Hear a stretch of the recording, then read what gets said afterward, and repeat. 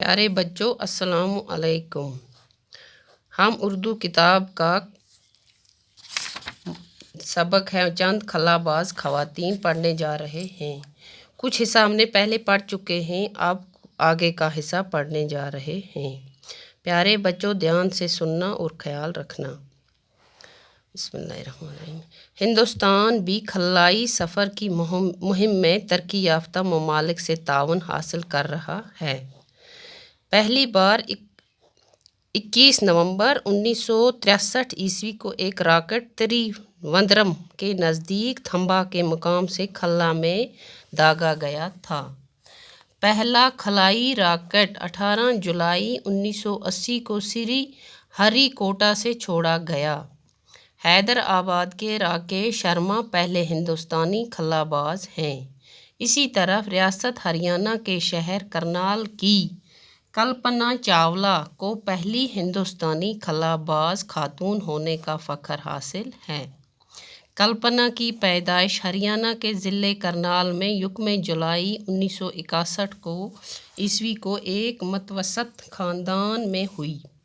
ان کے والد بنواری لال چاولہ ایک چھوٹے بیوپاری ہیں اور ماں ایک گھریلو خاتون۔ کلپنا ان کی سب سے چھوٹی بیٹی تھی۔ عام سی دکھائی دینے والی سانولی اور دلہی پتلی کلپنا دھن کی پکی اور ارادے کی مضبوط تھی۔ ان خوابوں کو پورا کرنا ہی اس نے اپنی زندگی کا مقصد بنا لیا تھا۔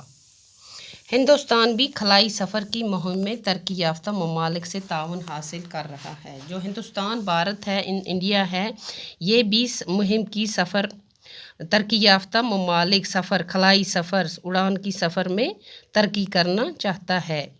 پہلی بار 21 نومبر 1963 عیسوی کو ایک راکٹ ہندوستان نے پہلی بار 1963 عیسوی 21 نومبر کو ایک راکٹ تھمبا کے مقام سے خلا میں چھوڑا۔ پہلا خلائی راکٹ 18 جولائی 1980 کو سری ہر کوٹا سے چھوڑا گیا تھا۔ کس نے؟ ہندوستان نے۔ حیدرآباد کے راکیش شرما، جو حیدرآباد ہے وہاں کے راکیش شرما پہلے ہندوستانی خلاباز ہیں۔ وہ ہندوستان کے پہلے خلا میں سفر کرنے والے ہیں۔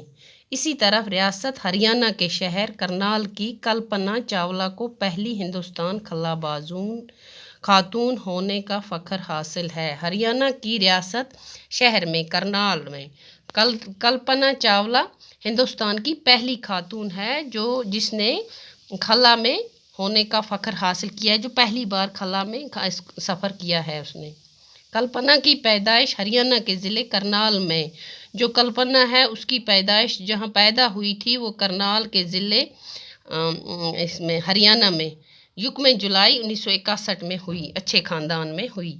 ان کے والد بنواری لال چاولہ اس کے باپ کا نام تھا، ایک چھوٹے بیوپاری ہیں، ایک چھوٹے سے کاروبار کام کرتے تھے اور ماں ایک گھریلو خاتون تھی۔ کلپنا کلپنا جو تھی ان کی سب سے چھوٹی بیٹی تھی۔ عام سی دکھائی دیتی تھی۔ سانولی دلہی پتلی کلپنا دھن کی پکی اور ارادے کی مضبوط تھی۔ جو کلپنا تھی وہ اپنے ارادے کی مضبوط تھی۔